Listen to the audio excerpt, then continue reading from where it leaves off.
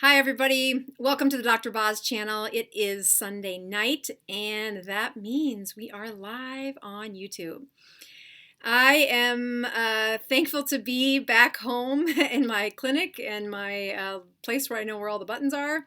And just want to say thank you for those tuning in right away. And we are going to use tonight's live to do some real question and answers.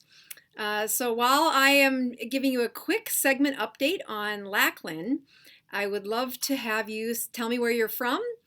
And we're going to have some question and answers, but before you start posting those, I would love to know if you've read the book, and if the book is Any Way You Can. Maybe I can't reach it with the sun. My cords are keeping me too close, so you can see it up over my shoulder here, my book, Any Way You Can, which is my favorite teaching tool. The question I have for you, for listeners tonight is, after you read it, I have lots of people write in and say, here's who I recommended it for. And I'm super curious to see, when you got done reading it, who was the first person you wanted to share it with. So while you post those things, I'm going to hop over to this little side-by-side, and we're going to do a 6-minute little update here from Lachlyn. This is a pre-record, but is going to set up a few questions that we're going to take on tonight. But most of the questions we're going to do tonight are going to be directly from you guys. So let's take a minute to hear from Lachlyn, and we'll then go from there.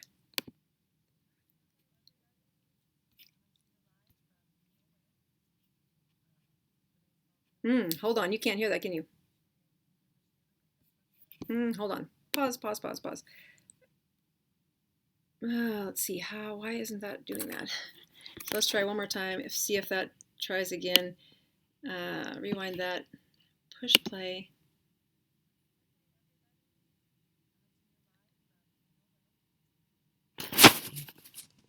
Let's do this. I'm sure you guys are thinking, does she ever take that sweatshirt off? No, I don't. I live in this on the weekends at the baseball field because it's always cold. Long gone are the days of warm baseball weather, I guess. So, anyways, Annette wanted me to talk to you guys about my sons kind of this week. So, we are, I'd say, as a household, probably 90% keto. Like, I'm 100%, but my sons, they're teenagers, they're still growing and doing their thing. So they have some little things still. I don't buy chips or, little Debbie's or fruit snacks or any of that kind of stuff anymore. It's just not allowed in our house. And at first there was a lot of pushback, especially from my younger son. He's a sugar addict.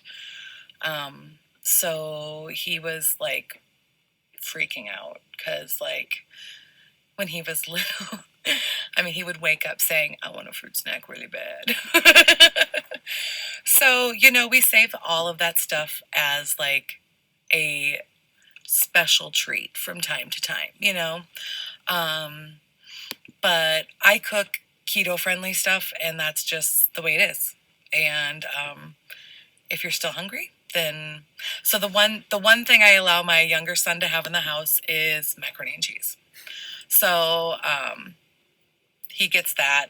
My older son, he was the one who had surgery, and he really needed to lose some weight. So he is down.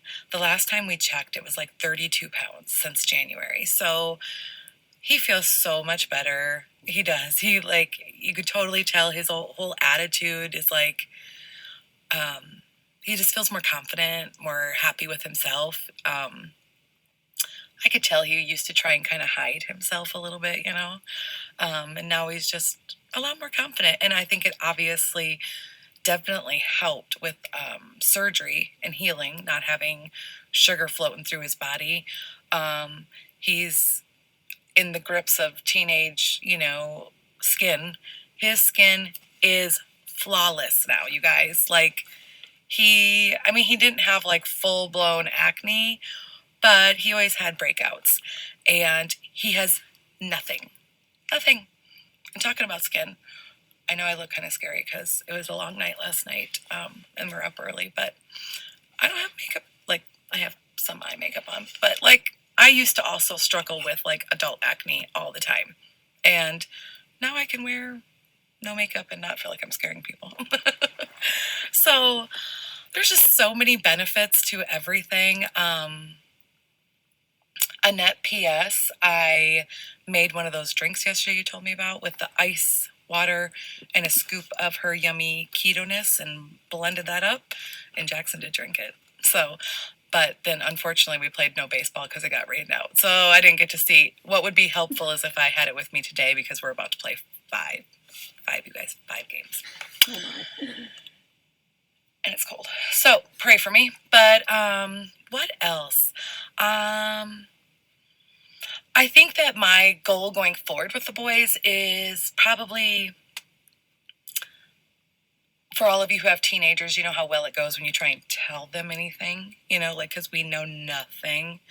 So the way I've been doing it and the way I'm going to keep on doing it is just showing them by example. Like, I'm not going to have it, and you're going to see how much better I feel and how much better I look, and then you're going to want to do the same. So that's my plan going forward with them. School is out this week, so I also want to start teaching them how to cook some of these keto-friendly things, because it's different. It's a little bit different, so they can make those things on their own when they're home from school over the summer. But yeah, other than that, they're doing really, really well. I know I have a couple friends who want to do it too, and their biggest concern is like, well, what about the kids, and like, what are they gonna eat, and like, it's just gonna be so hard because I'm gonna have to cook this meal and then that meal, and there's no way my kids will do keto. They will. It's delicious. Like, they will. It is delicious. And at the end of the day, we all have to remember who the adults are, right? I like that. Yeah. We're in charge. So, I had a lot of guilt for a lot of years well, not for a lot of years, but for some time now, just about being the one who put that crappy food in my house that contributed to my son's weight gain, But you can always stop that and turn things around, and my house is, and we're going to keep on going, and you guys can do it too. So, that's all I have. That's good. All right. That's awesome. Hit me up on Instagram. I love talking to all you guys. So have a great week. Happy graduation for everybody's got graduation going on this week. I can't believe it's this time of the year already, right? So, alrighty. We'll see you guys next Sunday. Bye. Awesome. All right. Well, that was Lachlyn's update for the week. And we actually did a live a couple of days ago just going through her story. I had many people reaching out saying, did she give up? I'm like, oh, no. We've just had 2 busy people trying to connect. And we've learned that her connection on the baseball field isn't perfect. So we just have done a pre-record, which at least gives us a chance to hear from her. And the best responses that I have in journeying with somebody like Lachlyn is to show their story, and we don't hide the bad parts. Lachlyn is a type 1 diabetic, and I think I invited her to keto as her physician to do this for about 2 years before she came on board, and it really is a much different commitment as a type 1 diabetic, but her journey has just been so helpful for so many people that when she went around not talking about what her updates were, people were like, did she give up? I'm like, if she gave up, you would hear me talking about it. So I just want to say that hi to Keto Mama, and I do have the live comments actually working today. I am not going to touch slides. I am going to answer questions all day, or for this hour, because every time I do slides, then coming back to the live chat, it doesn't seem to keep up with the questions. So I'm going to stay on this.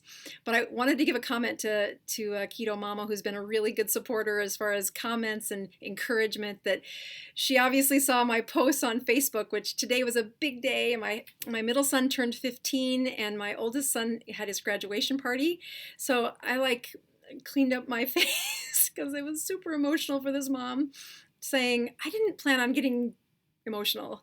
But boy, when your kids grow up and as they have these rites of passage, I just didn't plan on being that much of a boob, but I was totally crying, and they did great. So thanks for all those that have put the support in, and it is been a heck of a full day for me. My goal is to not cry during these lives. So thank you for your support. There's a couple of things that have come through so far. I am keeping an eye on on the streams here so that you can see what I see. So the question I posed right before I had Lachlyn talk about what her kids have been up to was, in your keto in your keto journey, if you've read the book, I want to know when you got done with the book, who is the first person you thought of that should read the book? It is my favorite teaching tool. It is the simple lessons I told my mom on what happens with the ketogenic diet in a end life. Hers was an end of life story. She was ready to say, I'm done. And those lessons were something I was always going to keep private, but I did publish them in this book, and boy, I don't regret it. It's been a huge success for so many people, and I'm very fascinated with when they get done reading the book, who's the first person they share it with. And so I'd love that to be parts of the comments that we're talking about today. There's a couple of comments that have come up that I want to touch on. There was one really early on that said, hey, I sent a message to Dr. Boz and she never got back to me. And I can just say I'm sorry. I still do run a clinic, and I still have this YouTube channel, which I try to get the questions back to. I have emails that come in from the book that I do try to get back to you on. But I think one day I had somebody just count the number of messages that came in, and it was over 400 in a day. So I try. I do my best, and I'm sorry if I didn't get back to you. But you're on live, so post a question.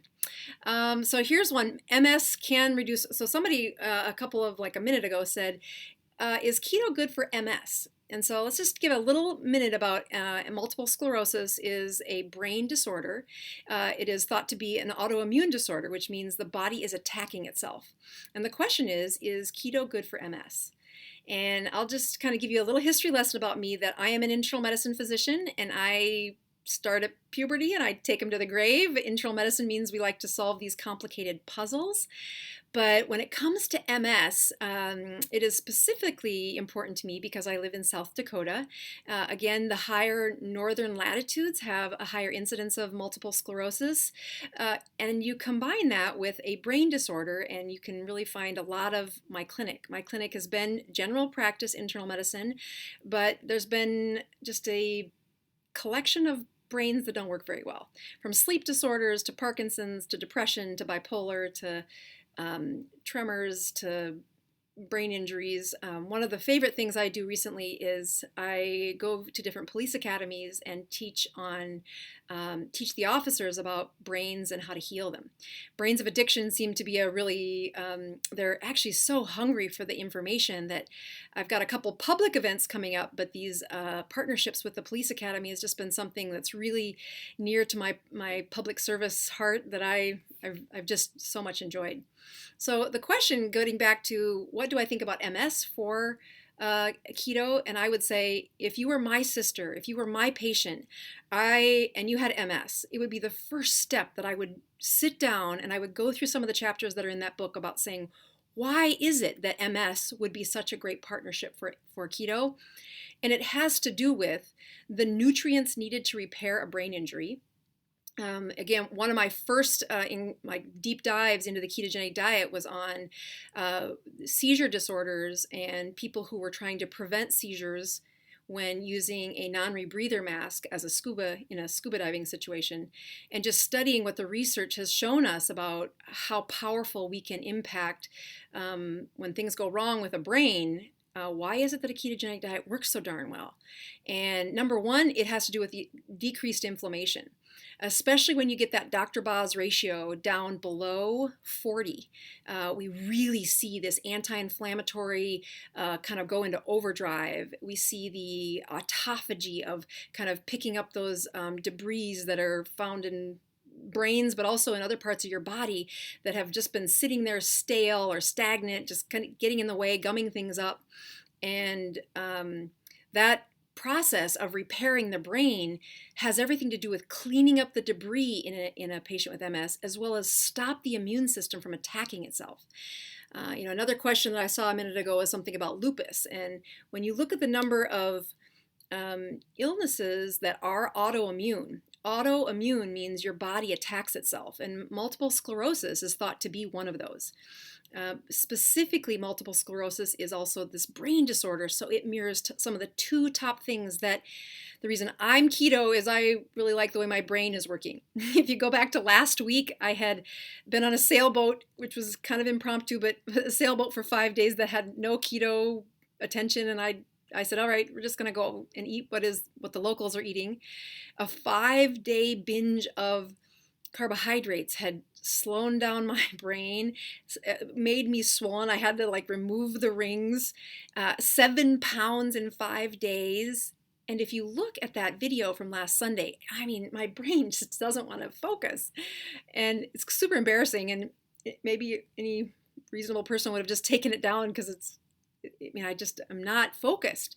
But that power of what people say, why do you do keto? You don't need to lose any more weight. You're healthy. You're young. And I'm like, because I study brains for a living. And when they break, when they are not repaired, when they age with these injuries, it is super important that this inflammation decreases in their body, and that they have the nutrients supplied to repair their brain. Again, brain injuries have a lot to do with the electrical current, if you would, the current that goes from one part of the brain to the other, and then the myelin, or the fat that's around each one of those wires, if you would. I like to think of it as electricity, and if you look at the electrical current in the wire and then the insulation on the outside, our nutrients in our diets are super important at repairing those nerves, as well as repairing an injury from concussion or stroke or high blood pressure and MS. And when you look at that autoimmune combined with higher inflammation, combined with continuing to age, and then you add on poor nutrients, boy, it is a disaster for a constantly deteriorating process. And some of the hardest brains for me to heal have been those brains coming in who have been vegetarian, and they've been just super low fat.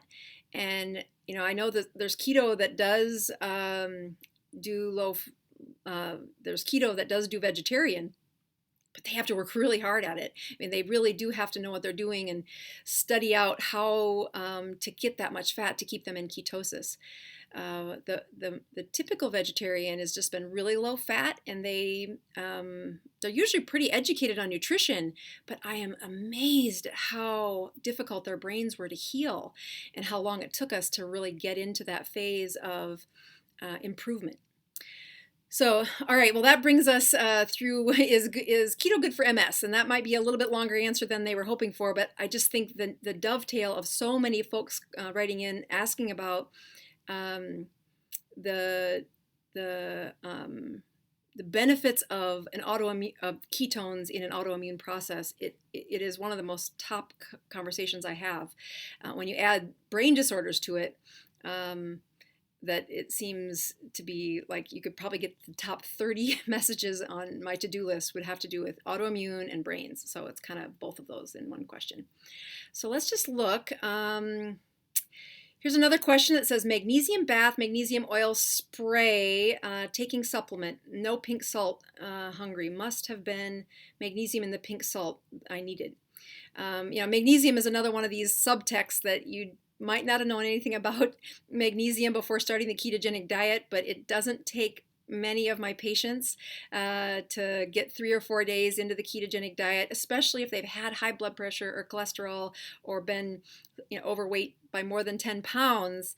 That first week of removing a lot of that inflammation flushes their magnesium a little bit lower, and most of us hang out on that pretty low magnesium level. The magnesium is replaced. One of my favorite things to do is a float. Not only does it give me a float, is a float spa is where you go to one of these big bathtub type tanks that's super saturated. The water's super saturated with magnesium. And it's kind of like the Dead Sea salt you float, which is where the name comes from. And it's a powerful infusion of magnesium. I mean, I can put an IV in you and give you magnesium. And if you've ever had a pregnancy that started to go into preterm labor and you go in for a drip, that drip is a magnesium drip. So we can give you magnesium. If you don't need it, you're going to pee it out. So it's really hard to screw this up as far as toxicity goes. But when swallowing it orally, you have to do it in tiny doses. It's for that reason that you've seen some of the poor man's magnesium replacement is just buy milk of magnesium, put a tablespoon in your water, and it just adds a little bit of magnesium every time you swallow it. If you put large doses of magnesium into your system at once, you'll know what the other clinical use for magnesium is, and that is we can fix constipation with magnesium. We can prepare you for a colonoscopy using a magnesium option. And when you go keto, that first flush of all those extra fluids, it pulls out magnesium with it. And boy, the depression, the muscle spasms, the cramps, headaches, lightheadedness, it is so highly related to magnesium that if they have this mental slump a week or so, that is, the mental slump is, it could be a lot of things, but if it's happening within those first few weeks of, like, first 10 days of going keto, it is magnesium until you can prove it otherwise to me. It's so common that the fastest thing I'll tell patients to do is if they're in a really big stink of a mess, I'll say I need 5 floats done in 7 days, and I'll write them a prescription for that. I don't think their insurance covers it, but I'm showing them the importance that I can try to put this in orally, but you're going to have to take multiple doses throughout the day to get that magnesium high enough. If I put you in a float for an hour, it will be as much magnesium as you would get from an Epsom salt bath for like 7 hours. So 7 to 12 hours in a bathtub is equal 1 hour in the float. And that was enough for me to say my time is valuable. Let's just get some magnesium in. Let's move to another nerve question here. Post-shingles nerve pain or post-herpetic neuralgia. Given that glucose metabolism is dysfunctional in shingles,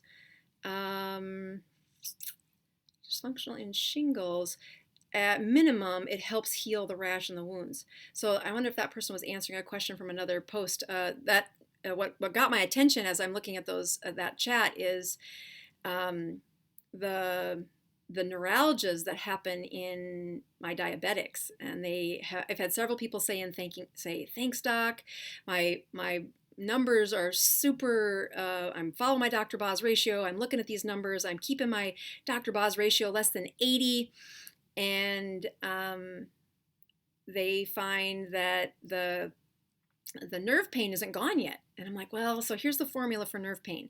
Again, think of it as like I was talking about with that MS patient, where there's the wire and then there's the insulation. There's the myelin sheath around each message that's carried. And in your brain, there's obviously millions of circuits that send those messages. But in your feet, the furthest distance from your heart is a common place for diabetic neuropathy to first impact patients. In fact, when I've had diabetics that have been out of control, one of the first ways I get their attention is they're like, what do we need to do to make this foot pain go away?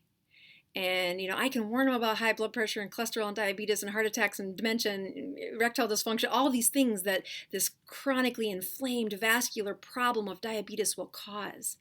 But what I have learned is when they hurt, when they have pain, they will now pay attention. So when they have that neuropathy, I will say, we need to decrease the sugars. You need to help me. My medicines will do some of this, but you need to help me by decreasing the amount of carbohydrates to less than 20 a day. And then once we get that Dr. Boz ratio under 80 is where I start with their goals. We know that you get to heal about 1 millimeter a month. So if you've been diabetic for 6 months, you probably don't have neuropathy.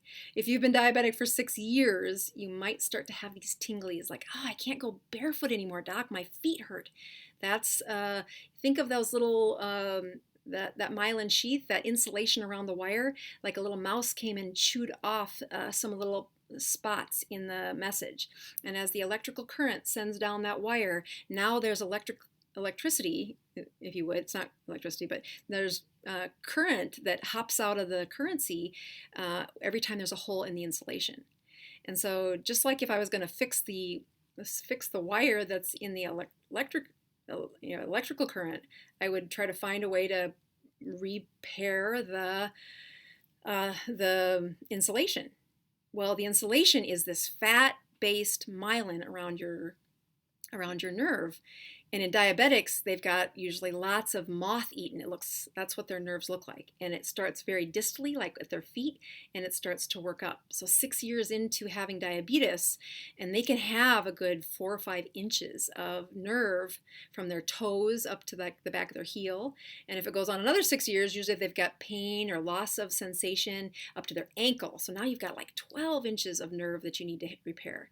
And I'm saying if you're on the ketogenic diet and you keep it under 80, that Dr. Boz ratio under 80, so that's your glucose divided by your ketones, Dr. Boz ratio, we've gone through this in a lot of other videos, that repair of the insulin, of the insulation is about 1 millimeter a month once we get your sugars controlled. Now, the good news is, that it is fixable. And there's Larry C. He's actually a really big fan and has been so great about, dialing in whenever I do this. And again, the forgiveness of becoming better at these lives and better at this education. He has just been such a good supporter and encouraging to just keep trying, even if I screw it up. He had diabetes and had his feet that were on fire as a neuropathy from his diabetes. And when it comes to repairing it, I tell them 1 millimeter a month because I want them to have appropriate expectations. And when I would get their blood sugars controlled before I recommended the ketogenic diet, it was if I got their A1C out of like the 10 range and I brought their A1C down into like the 7 range, if we could hold it in the 7 range, that's where I would talk to them about 1 millimeter a month we could repair. And I have found with neuropathy, when they get their Dr. Boz ratio under 80, there's, again, you don't want to promise this too early, but about 2 to 3 months into the ketogenic diet, they are like, especially if they've been following their numbers, not just kind of, okay, I did some dirty keto and I got the keto good enough. I'm losing weight because they've dropped their eating habits and it really is better. One of the dangerous parts about that dirty keto, if you're diabetic, is that, yep, you are going to lose weight. Yep, your body is going to be better. But if you're looking to improve the things like improve your immune system, decrease the chances of other autoimmune problems, or repair a moth-eaten nerve in your feet, which is what neuropathy is, my clinical experience shows that if they can keep that Dr. Boz ratio under 80 by about the 9th or 10th week, they are just the biggest fans. Like, they should get on this channel because they said, I thought I'd never live without that pain again. And my feet do not hurt. Now, I don't want to overpromise things because if you have no myelin left on your foot because you've been diabetic for so long and the moth-eaten process is worse than we hope.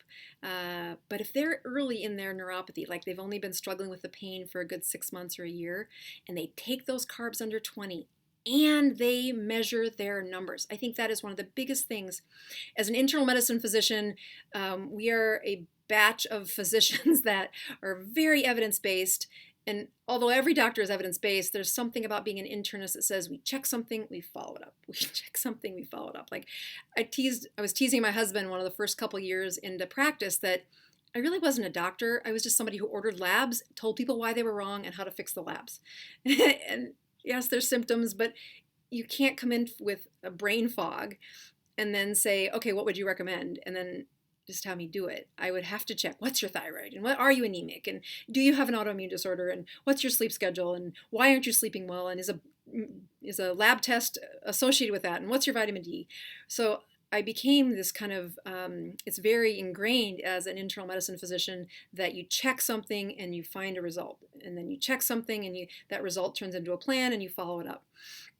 And when I look at the danger of diabetics is that when they go undiagnosed for 2-3 years and they come in because their feet are sore, getting their body to repair is possible because they've only been diabetic for a couple of years. But I think Larry said his diabetes is 20 years in.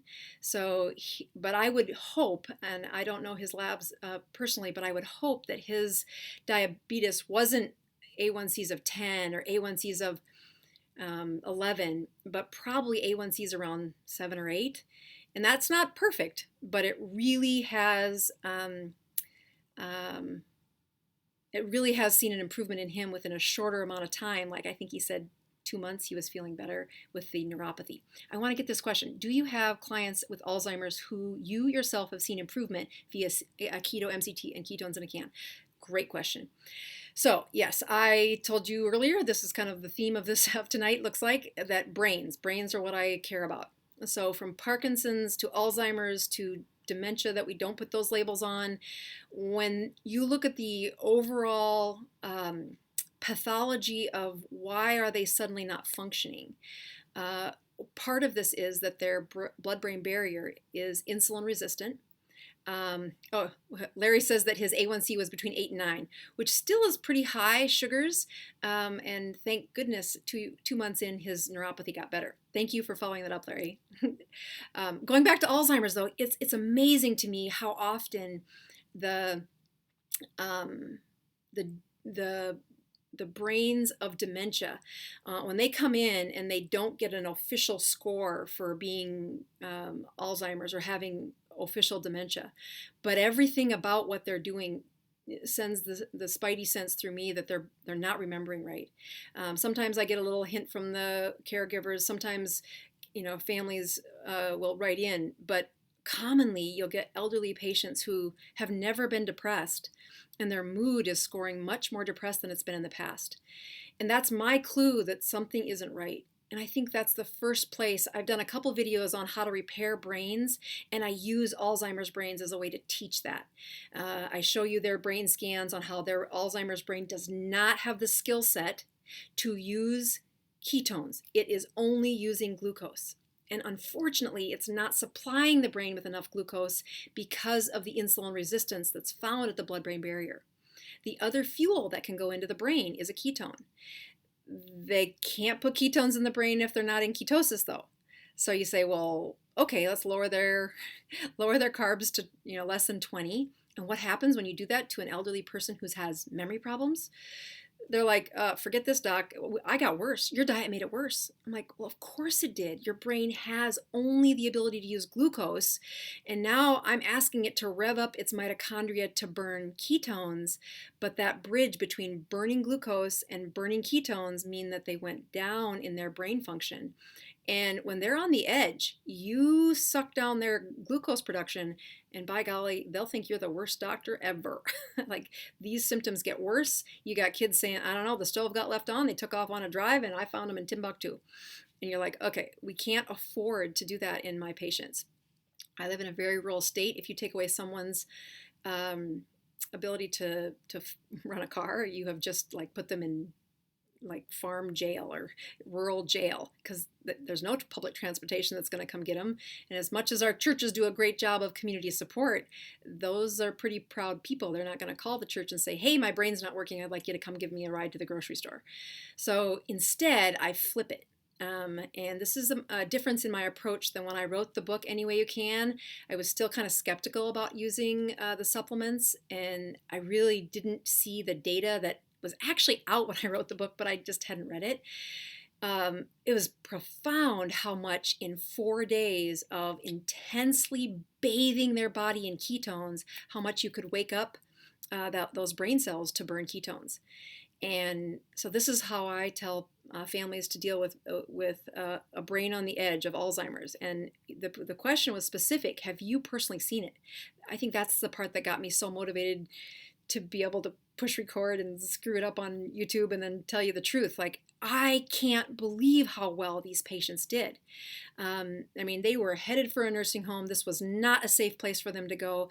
And their caregivers said, okay, we are going to take ketones in a can is what they started with. MCT would work as well. MCT in elderly can, I mean, it can give you diarrhea. They both can give you diarrhea if you take too much too quick. Kind of like magnesium. If you put in too much in the gut, you're not going to like me. If you have constipation, you'll like me. But if you don't, you're going to end up with a relationship with the toilet for a while. So the gut is just not used to absorbing that much salt if you have ketones in a can, and it can be quite a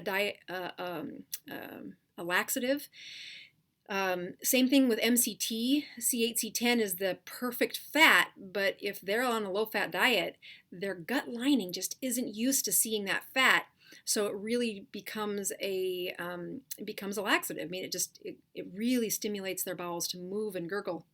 So you have to kind of wake up that gut lining when it comes to absorbing those fats, and it will do that, but it's a slow process, especially in the elderly. So that's why I push.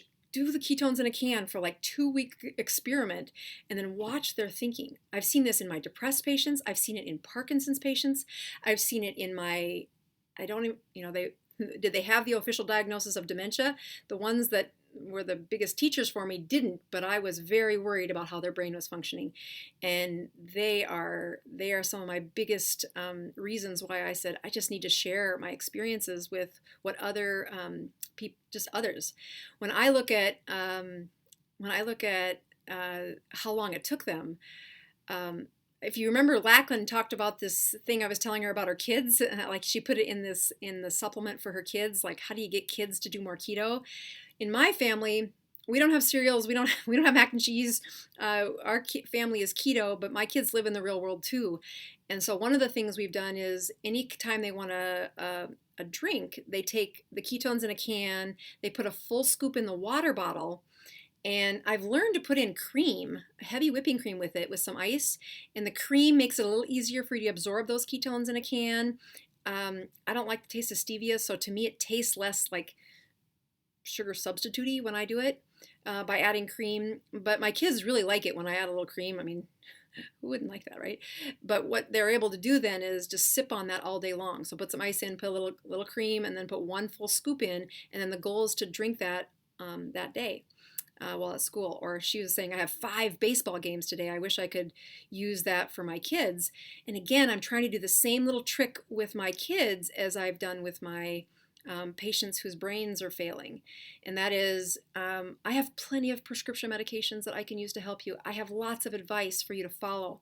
But if I can get your brain to wake up more of the cells and burn ketones, which has a more stable energy as opposed to glucose, which goes up and down, I've given you a new lease. And to deliver those ketones to the blood-brain barrier and get that little transporter to start putting them in your brain, that's the first step that's needed to transition through this phase when you go from a carb-fueled set of mitochondria to a ketone-fueled. Your brain will eventually prefer the ketones, but it cannot prefer them if they're not around. So by putting those ketones in the supplements, I've had these brain injury patients. I've had, I had a couple concussion patients, teenagers that were like, I don't want to do this. They're really crabby. Their brain's not working right. And then they're teenagers on top of it. And I just said to the parents, here's what we're going to do. The whole family, I want you to use ketones in a can for any time you have a drink. And if you can get them to sip on it, because those ketones in a can only last 2 to 3 hours. So if you're going to keep that blood-brain barrier exposed, you just got to sip on it all day long. And that was the step that when I did that with my first couple concussion patients, they came back in and says, I can't believe how they just don't crave the sweets. And again, that sent me reading and understanding that, okay, once your body learns how to use ketones, if I can awaken those mitochondria to a ketone producing or ketone using fuel, it shifts the slump of lowering those glucose before your body figures it out. And that's where I lose patients whose brains aren't working well. If they have dementia, if they have depression, if they have a concussion, they don't want to go through that awful keto, you can call it keto flu, but it's really that keto brain slump that it happens when your body is used to burning glucose and then we flip you to burning ketones.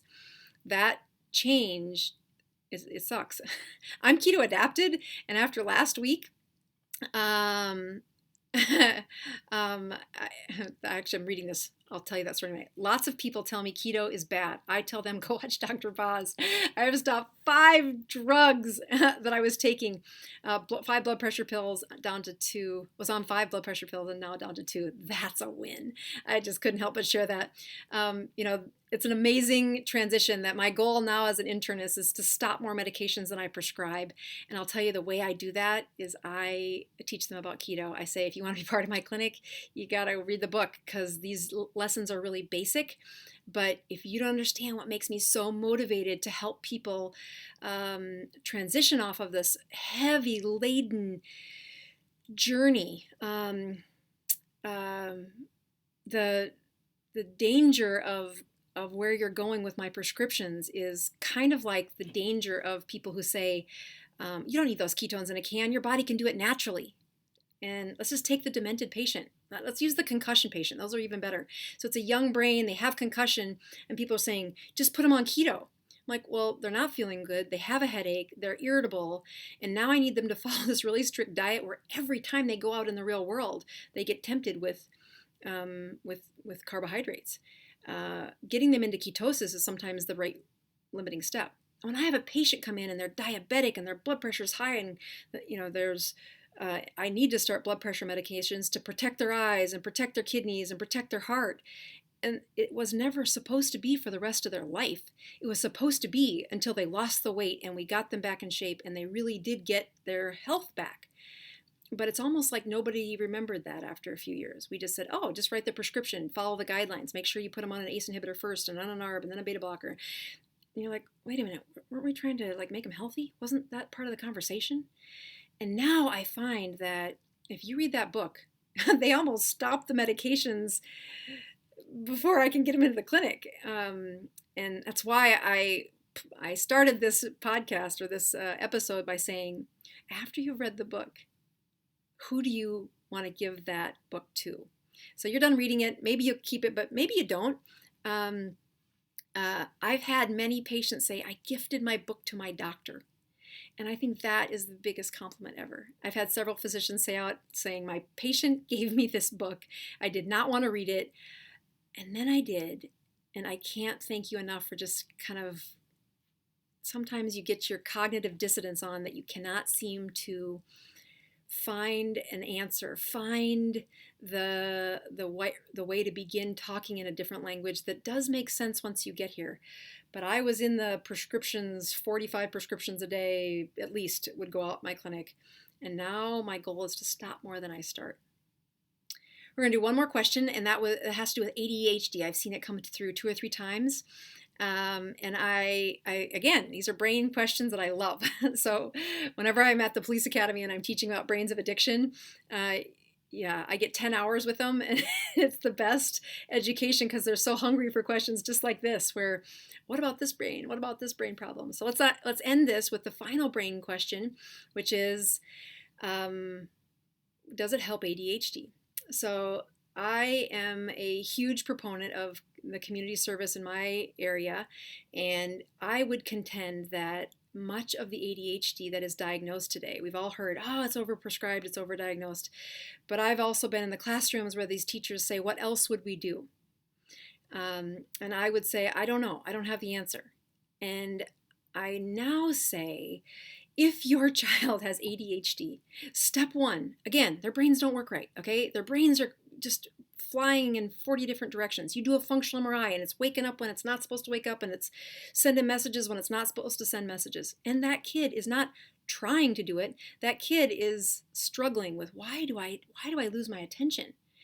That there's a couple of psychiatrists, and at a couple of the keto meetings, it's been really helpful for me to hear their thoughts on saying, if you want to come to my clinic, we will address your ADHD, but I tell families they need to go keto if your child is on the path of having attention deficit. When you regulate their blood sugars, it is a powerful change in how their brains sleep, in how their brains think, the swelling that's decreased in their brain after you've stabilized their sugars It is the difference between a pathway where that brain matures expecting the chaos that's going on versus a brain that matures saying the inflammation is so much less. Now, does it mean that there's no chance of them having ADHD? No, it means that if they have ADHD, we can control it so much better if you give them a stable sugar. And I really think it brings it back to saying, well, how do you start? And I would say, don't fight with them. They've had lots of people screaming, hollering, yelling at them to sit still and not move and control this, and it's your fault. And I've been witness to that. It isn't good for the kid. I would say, give them a water bottle at the beginning of the school day. Put a little cream, put a little ice, put 1 scoop of ketones in a can, and then don't tell them to change a single thing. Just say, by the time you come home, I'd like this gone. This is for your brain. I'm trying to help your brain. And what happens is, again, that blood-brain barrier gets exposed to ketones, and before you know it, it has got the ketones in the brain. And again, when the mitochondria inside the brain have a choice between ketones and glucose, it will prefer the ketones over the glucose. That was not what I was taught in medical school. But several of the studies I've gone through on this channel have said, look, the brain would prefer the ketone as long as it's available. And step 1 is, well, make the stinking thing available. The poor kid's been suffering enough. The dementia's been there long enough for that elderly person. The head concussion's been going on for 2 years with pain since he was in that accident. Help him. And then they can find the choices get better. They don't need the supplement forever. Just like I was saying, those prescription medications are supposed to be for a bridge. I don't want your kidneys dead. I don't want your brain offline. I don't want you to have a heart attack. And I will help bridge that with prescriptions, but then we were supposed to get you healthy. And when I use supplements, it's not because I think you should be on them for a lifetime. I use them when I've been on a sailboat and had too many pieces of cornbread and want to say, okay, I just need to not have any cravings. And I don't use it. I don't need it. I'm very keto adapted, and it's amazing how quickly I'll go back into ketosis. Of the 7 pounds, I had almost all of them off by Wednesday of last week. And I didn't get to do a good fast. It was just 1 meal a day is really what I got back into the rhythm of with traveling and stuff. So I wasn't even that good at fasting, and I still got myself back down to the weight that, not quite back to the weight I was, but pretty close. And that was pretty quick as far as, once you're keto adapted, you'll go back. It's that personal, am I having cravings? Just like the ADHD kid, how can they be disciplined enough to make the choices over carbs versus not carbs when they're the ones suffering with this spontaneous, impulsive brain firing when they don't ask it to? All right, well, I appreciate all of the people that have written in, and the questions have been super helpful. I'm glad that the feed worked so well tonight, so I've learned a few things on my own channel that if I want to do live chat, just don't try to run slides, I think. And then I just want to say thank you for all of you that have bought my book. It is what supports this channel. If you've bought the book and you're saying, what can I do to help support you? Buy it again and give it to your doctor, and then tell me the story that happens afterwards, because that is so motivating for me. So I want to say thank you again, and I'll be back next Sunday. And thanks for all the well wishes for my son whose birthday it was today, sweet 16, and my other son who graduated from high school. I'm glad I made it without crying. All right, signing off. I'm helping your health 1 ketone at a time. See you next week. I'm Dr. Boz.